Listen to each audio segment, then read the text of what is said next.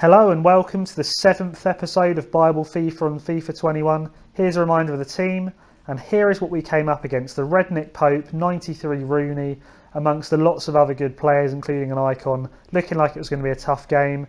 However, I ran down the wing of Jude Bellingham to slip in that man Marcus Rashford for a near post 1-0 lead on 15 minutes. He then picked it up with his danger man Wayne Rooney, played a neat little 1-2, banged it across goal for a 1-1 equaliser. And then it stayed like that for the whole match until the 91st minute when he got in with Mahrez to make it 2-1, which is how the game finished.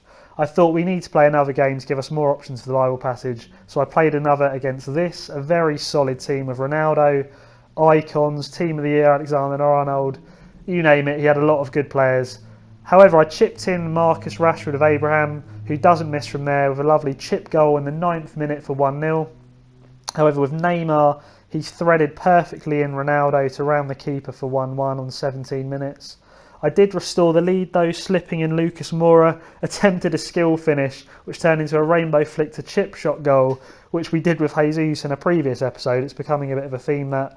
However, he equalised with Neymar right on the stroke of half time for 2-2. And then in the 55th, 56th, 57th minute, whatever it turned out to be, picked up with Ronaldo.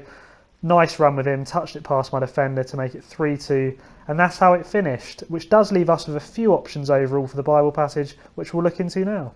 Right, okay, so for the Bible passage, we have a few options what we can look at, and I'm actually going to tie all three of them together to look at how human Jesus really was.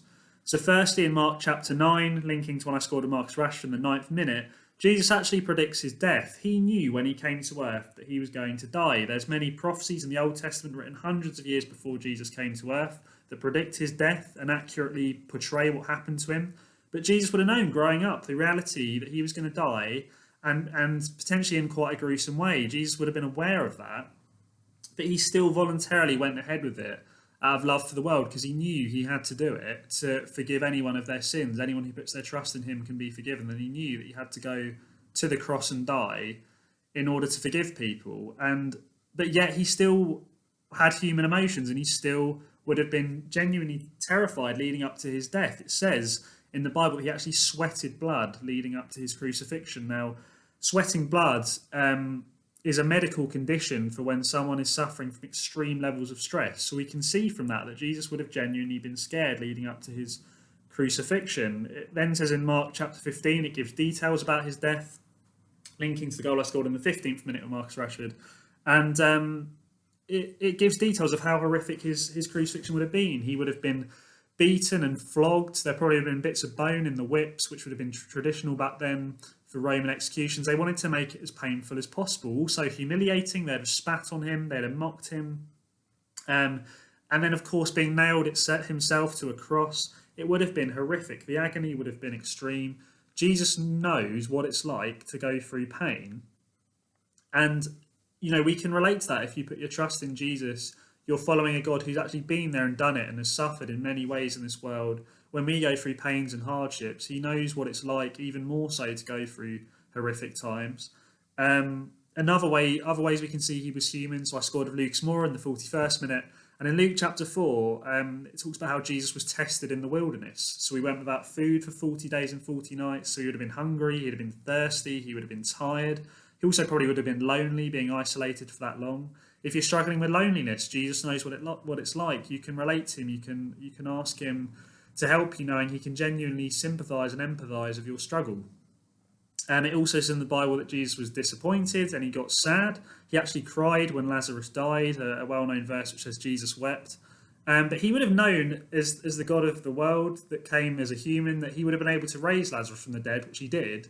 But even in that moment when Lazarus died, he had compassion. He felt saddened by it. Perhaps partly the reality of the death in the world.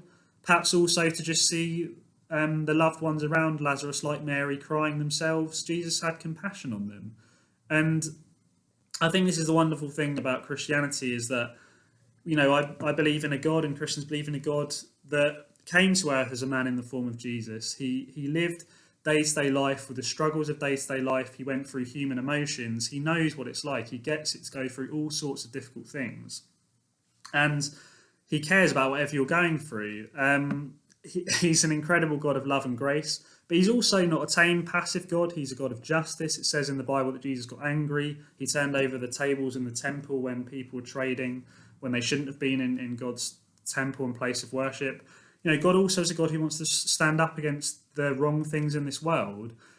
And if you put your trust in him today, you can have confidence that he loves you and cares about you, wants to help you. But he also is a God that you can pray to help fight against the wrong things in this world and to make a difference against injustice. With that being said, thank you for watching. I hope you found this helpful, interesting, encouraging. If you have any questions, feel free to fire them in the comments and I'll get back to you as soon as I can with them. And for now, that's it until the next one.